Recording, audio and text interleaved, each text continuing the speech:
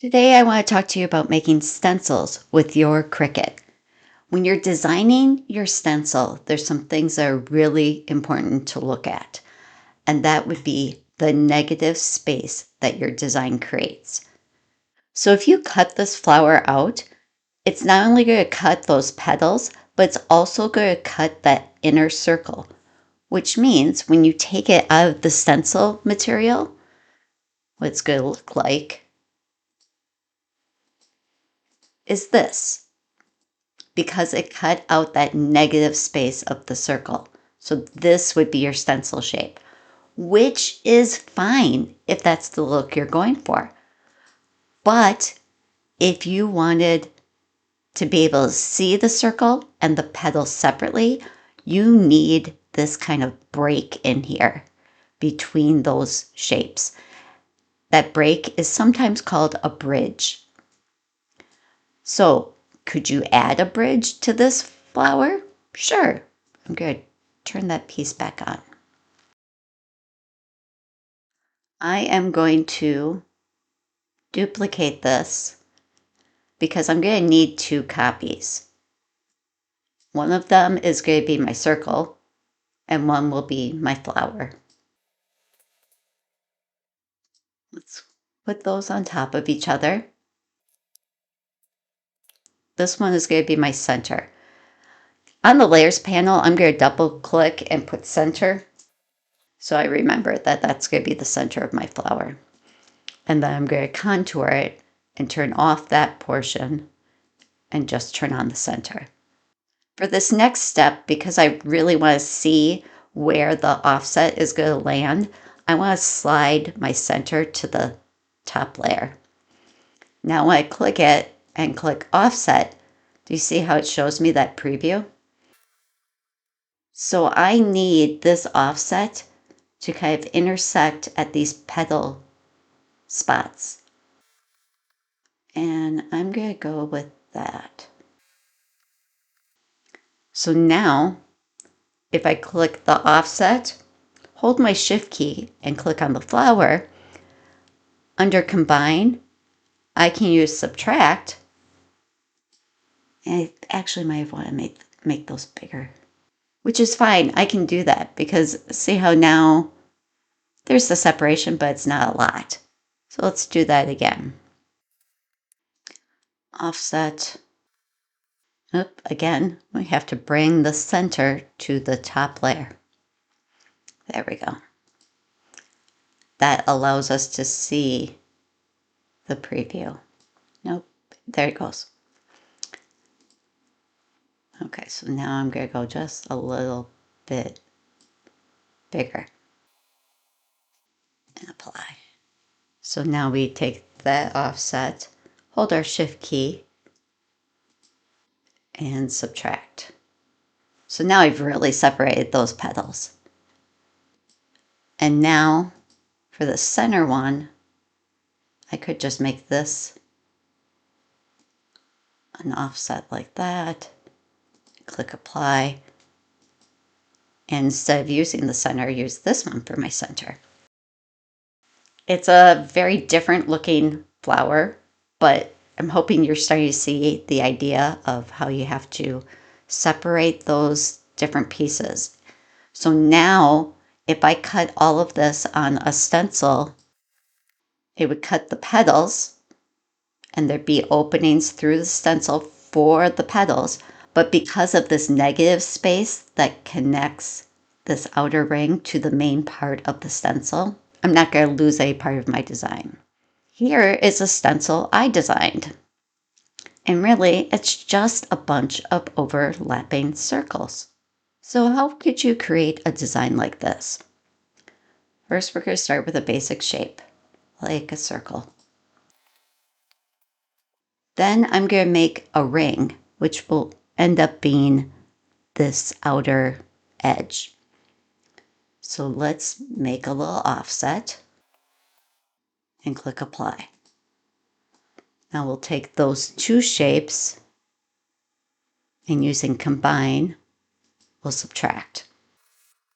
Now we're going to make copies of this. So what I'm creating right here are these rings. And yes, they're not exactly the same size as my original. So if I have those two rings there and use a line to center them horizontally, I can then group them so that I can make a copy to rotate 90 degrees, and I will center those also.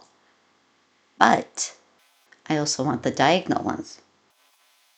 So let's make those at 45 degrees. And then I can just take this one and flip it horizontally to create that one. Now if I select all of this and align the centers, see how that lined everything up perfectly? Now I'm going to take this shape and use combine and weld it together. So now it's one continuous shape. I can put in a square, and let's make the square 6 by 6 or 7 by 7. All right, I'm going to use arrange to send that to the back, and then I am going to use align to center these right on top of each other. So right now, if I turn this into a stencil, it's going to have these rings cut out of it.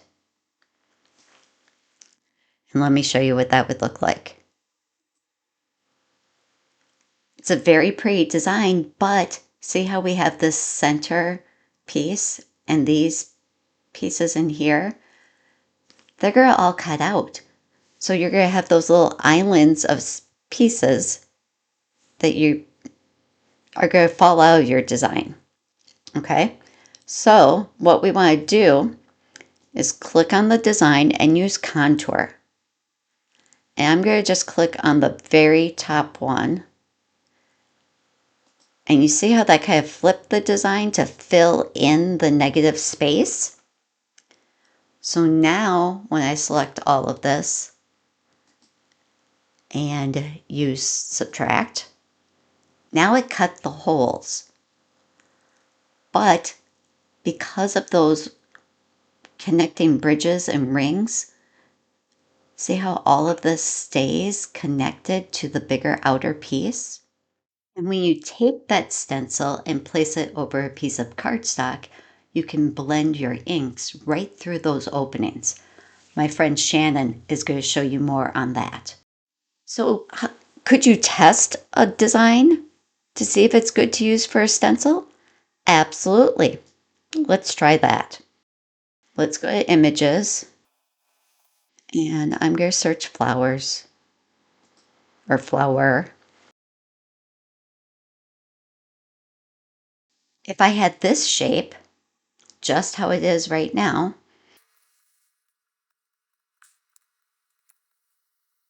and use combine, subtract, this would not be a good shape for a stencil. And I can tell that because right through here, it would be cutting all the way through. So then this piece would fall out and be a negative space. So what if I went contour and turned off? Okay, that's better, but I would lose these little pieces. Because remember, where you can see the grid is what's going to cut out. So right here, this stays connected. That's good. That stays connected to the center. That's almost connected. So the way to kind of manipulate that would be to make some little bridges. So if I take this little bridge and stick it in there, now when I click on both of those and combine them and weld them, it connected that together. And yes, I know that wasn't like a super perfect, pretty connection, but I'm just doing this quick for a demo.